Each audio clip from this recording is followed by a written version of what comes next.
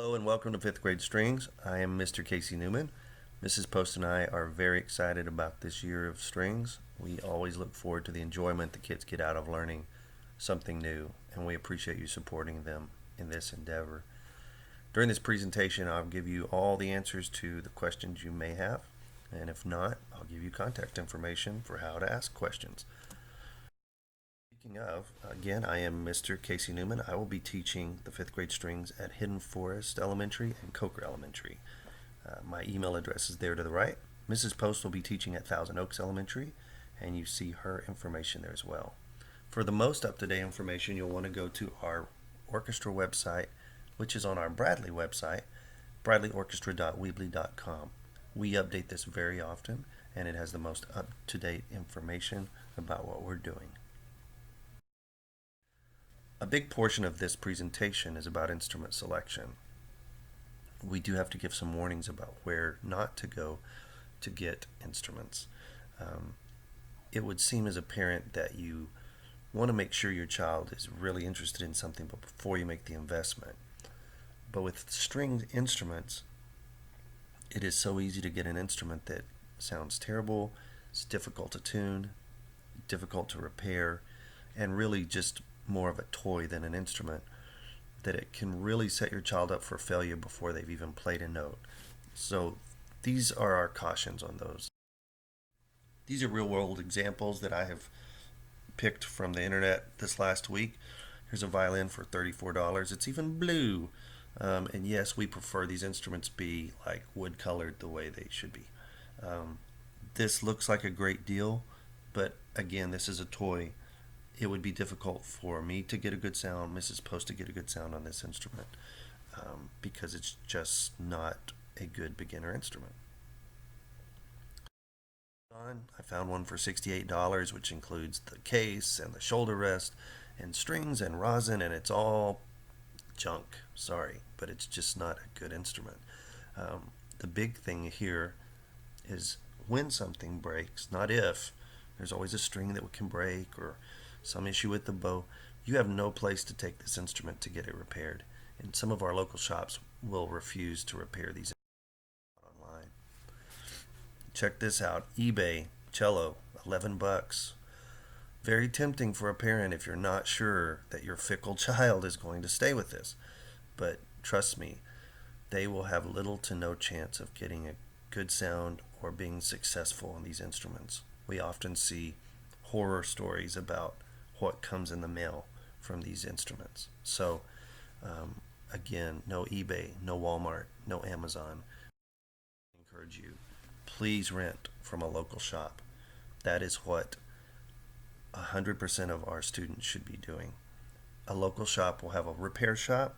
They will have competitive rental prices, and any rental fee that you are paying on an instrument actually builds up the equity in the instrument, so that you could apply it toward a bigger instrument later when the child gets bigger.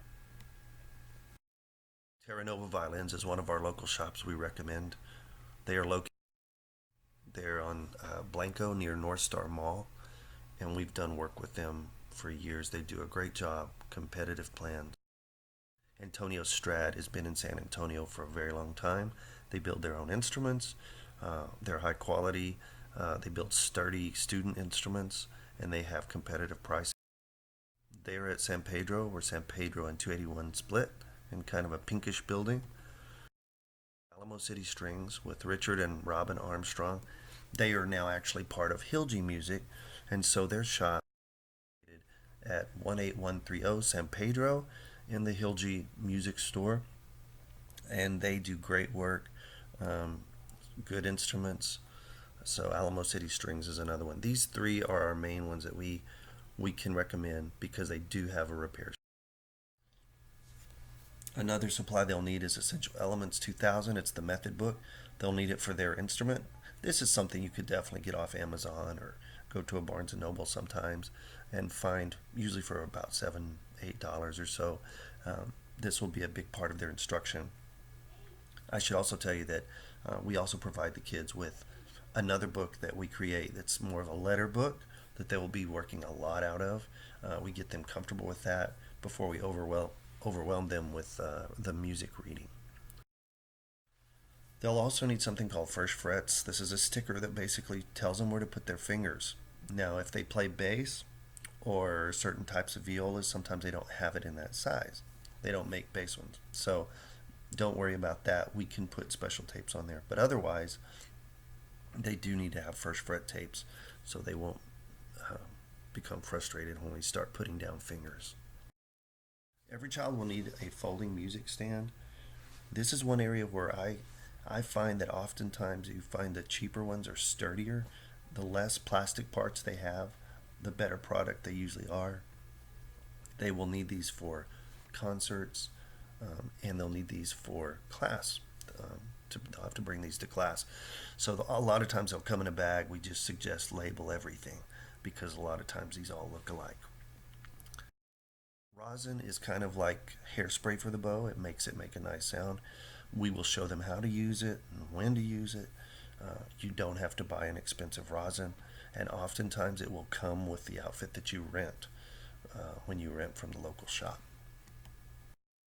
Because they use rosin on their instrument, they'll also need a soft cloth to wipe the rosin dust off.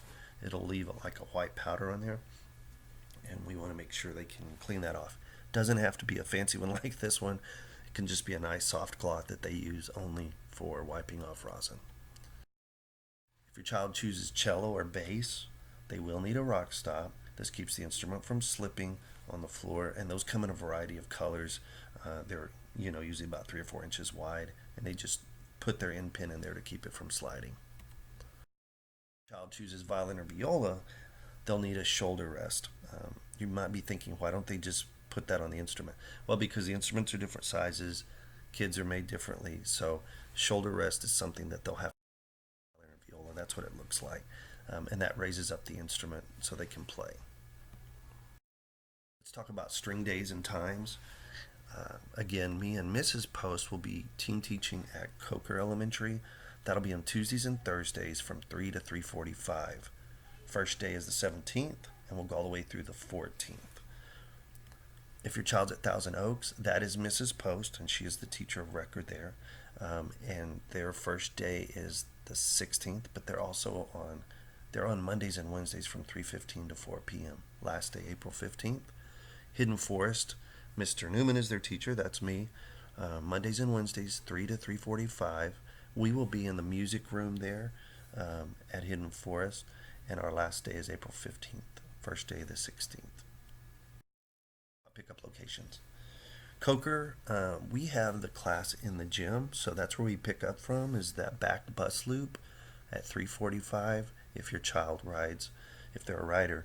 If they are a kin child, then they'll check in with kin and come to class, and then we'll make sure they make it back safely to kin. And if they are a walker, they'll walk home their normal way, but we will dismiss from this area. Hidden Forest, if your child is a rider, they will be picked up in the Horseshoe. We will be having our class in the music room, Miss Linhart's nice new big music room. But then we'll walk them to this area if they are a rider to when they get dismissed, and that's where you'll pick them up from at 3:45. With Mrs. Post, she is very fortunate this year. She has a dedicated string portable, just 4 strings. Not sure where that's located, but she'll walk them to the front when she's done, and pickup is at 4 p.m. for car riders. We use something called Remind in Strings, and it's just a texting platform to get out communications, especially if like a class has been canceled or something's been moved. And you may be familiar with it. If your child goes to Coker, you would text the message at C Strings to 81010. Hidden Forest, it would be at HF Strings to 81010. And Thousand Oaks at TO Strings to 81010. Free service. I should mention that Mrs. Post and I do not reply to texts that we send out on these. This is just a one-way thing. So if we need to tell you something, remind a kid about a rehearsal, we'll send it out on the Remind. We do have a couple dates we wanted to go ahead and share with you for those of you that are getting your calendars in order. Their first concert is their holiday concert, December 16th, and that'll be in the Bradley Middle School cafeteria at 6:30. In February, they will have an opportunity to play a solo in front of a judge for the opportunity to win a medal. They'll get a rating on that solo, and so that's February 29th at Garner Middle School. The time slot says 8:30 to 12, but really they'll just have a little time slot in there that they have to come play. April 16th, that's our big evening with strings event for the whole district. It's a 4-night event, but they will play on one of those nights with Hidden Forest, Thousand Oaks, Coker all together in the stands. They'll play with Bradley Middle School Orchestra, Churchill Orchestra. We'll all get to play together at the end. It's really a great event and a fun thing to see. And then we have a celebration at the end of our season, April 20th, the main event for any child that can. We don't provide transportation for that, but that's from 4 to 6. It's kind of an end of the year hurrah for all of the work they've done. But I encourage you, because as these kids start learning how to play these instruments, it's not going to sound good at first, and so the better you can be at encouraging them, no matter what sound you hear coming out at first, say, yeah, baby, that's great, because you'll be amazed at the progress they make by the end of the year, and it actually starts sounding like a violin or a viola or a cello or a bass, and not like a cat that's being nailed against the wall. So I've been doing this for about 20 years, Mrs. Post about 25 or so, and we really enjoy seeing these kids progress on these instruments and learning something new that can help them in other areas of their academics and life. So thank you for supporting them. Thank you for putting them in this program. And if you have any questions, again, email me or Mrs. Post, and we'll be happy to help you out. Thanks.